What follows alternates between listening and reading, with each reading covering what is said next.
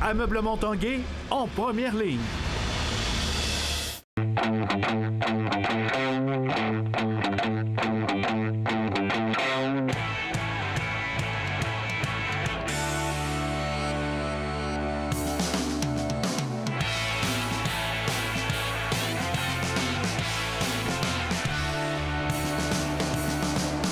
À tous, un bon lundi, bon début de semaine. Bienvenue à l'Esprit sportif. Dans l'émission aujourd'hui, on reviendra sur la performance d'Alex Harvey ce dimanche au championnat du monde de ski de fond. Également de cette belle victoire des Remparts de Québec hier contre le Drakkar de Baie-Comeau. Mais d'abord, parlons Jeux du Québec qui se sont amorcés samedi dans la grande région de Québec. Et aujourd'hui, nous sommes allés faire un tour au complexe sportif Marc-Simoneau où se déroulaient les compétitions de gymnastique et de trampoline.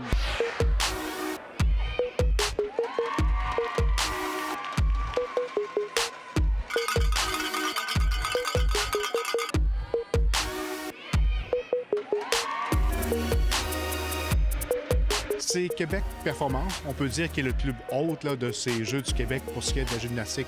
Exactement. Donc, la Ville de Québec, quand il y a eu l'obtention de la 54e finale, a fait affaire avec ses organismes partenaires. Donc, Québec Performance, c'est son organisme reconnu pour le trampoline et la gymnastique artistique féminine et masculine. Donc, ils nous ont demandé là, de tout organiser ce beau setup et site d'entraînement pour que les athlètes puissent performer à leur meilleur. Ça a demandé beaucoup de travail? Oui, tout à fait, mais ça me faisait plaisir là, vraiment d'accueillir les 19 régions ici puis de montrer à quel point on est accueillant puis que ça nous fait plaisir que les athlètes aient un plateau vraiment de fine pointe puis qu'ils aient les performances les meilleures qu'on souhaitait pour eux. Quand on voit tous ces jeunes en action, on voit que la trampoline et la gymnastique sont en santé. Oui, donc depuis la fusion des clubs en 2014, on voit qu'à Québec, là, la gymnastique et le trampoline est en essor. On a une augmentation là, au niveau de la population gymnique, mais également les performances là, vont de mieux en mieux. Ils ont tellement de belles infrastructures avec une équipe de permanents qui est intéressante. Donc les performances sont là également. La Fédération de gymnastique elle a présentement 70 000 membres, incluant garçons, filles, trampoline et gymnastique rythmique. Et il y a plusieurs disciplines qui vont être développées dans les prochaines années aussi. Fin de semaine, c'était plus au niveau des compétitions individuelles, mais aujourd'hui, c'est assez spécial, c'est par équipe. Oui, aujourd'hui, c'est l'Omnium des régions. L'objectif de cette compétition-là, c'est de favoriser l'appartenance à la région. C'est des équipes constituées des gars, des filles et des trampolinistes. Donc, ils viennent et ils forment une équipe, puis ils compétitionnent, puis il va y avoir la remise de médailles tantôt. On va voir c'est quelle région qui est la plus dynamique. On a de bons athlètes au Québec en trampoline et en gymnastique. Oui, la gymnastique, elle a vraiment beaucoup évolué dans les dernières années. Si on parle des Jeux du Canada, les Jeux du Québec est quand même un tremplin vers les Jeux du Canada. Et cette année a été la meilleure année aux Jeux du Canada pour la Fédération de gymnastique du Québec. Il y a un total d'au-dessus de 20 médailles. Terminant votre évaluation de ces Jeux ici à Québec depuis samedi. C'est fantastique pour les entraîneurs. Aussi, il y a une trentaine d'entraîneurs. Pour les officiels, ils sont au-dessus de 30 officiels. Il y a au-dessus de 250 athlètes. Le comité organisateur est un club local, Québec Performance. Et le plateau est un des plus beaux plateaux qu'on a vu cette année en compétition. Merci, bonne fin de jeu.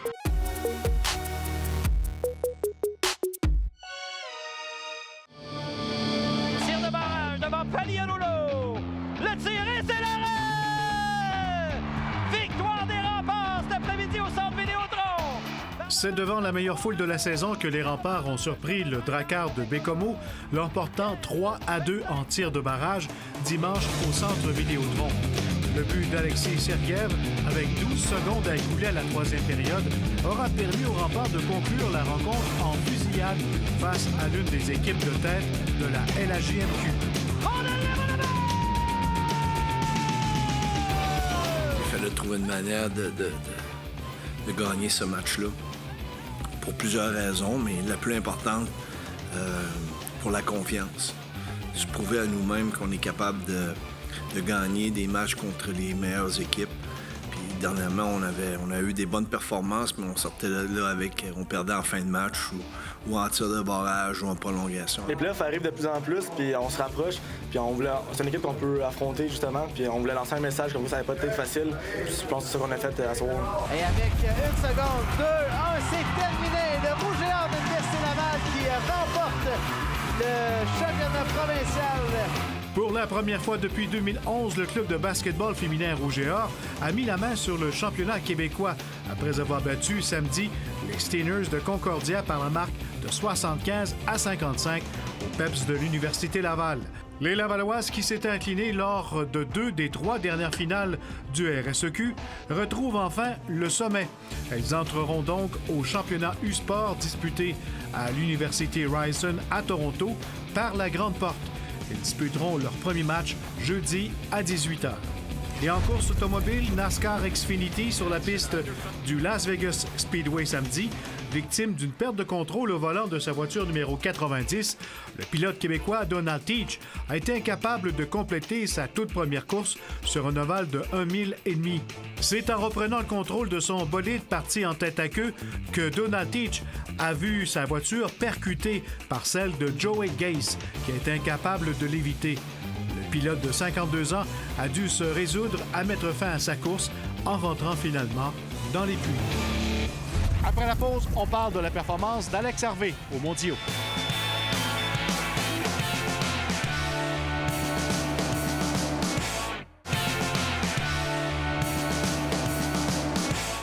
Parlons maintenant de ski de fond. Alex Harvey a pris le 12e rang hier lors du 50 km des championnats du monde à Seefeld en Autriche. Et ici, à Québec, son père, Pierre, a suivi de très près les performances de son fils.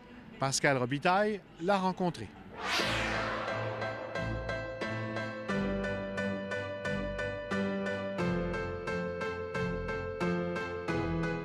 Alex était l'ex-champion du monde aux 50 km, donc en Finlande. Il avait gagné il y a 2 ans. Donc, c'est sûr que pour lui, c'était un objectif cette année et il n'était pas gêné de le dire. Puis moi, je trouvais qu'il était bien aujourd'hui. Mais cette fois-ci, c'est le Norvégien Holland qui a triomphé. Alex a terminé au 12e rang. C'est normal que c'est sa dernière participation au championnat du monde, donc il y a un peu de moment d'émotion où les jambes ont lâché, puis un petit découragement à la fin de la course. Cette course du 50 km départ groupé en style libre marquait le dernier tour de piste d'Alex Harvey à l'international. Et là, prendre sa retraite, c'est une grosse décision. C'est une décision aussi qui doit être emplie d'émotions. Vous, en tant que papa, comment vous vous êtes senti quand Alex a annoncé sa retraite? Bien, moi, j'étais content parce que je me disais, à 30 ans, là, c'est le temps de passer à autre chose. Un moment émotif pour lui, mais aussi pour les gens qui le suivent depuis ses tout débuts.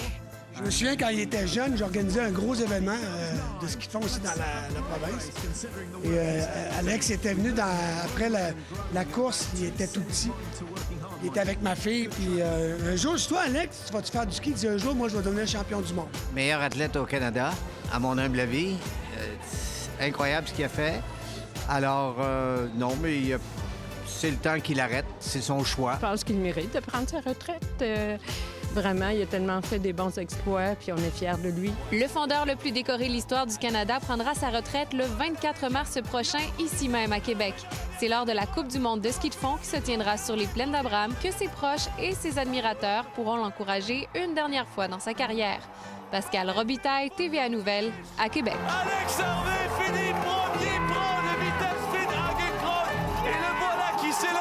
La prochaine édition du défi sportif Challenge XPN aura lieu les 31 mai et 1er juin prochains. Évidemment, il y aura de la boxe en vedette pour une bonne cause, mais également pour la première fois une soirée de kickboxing. Reportage.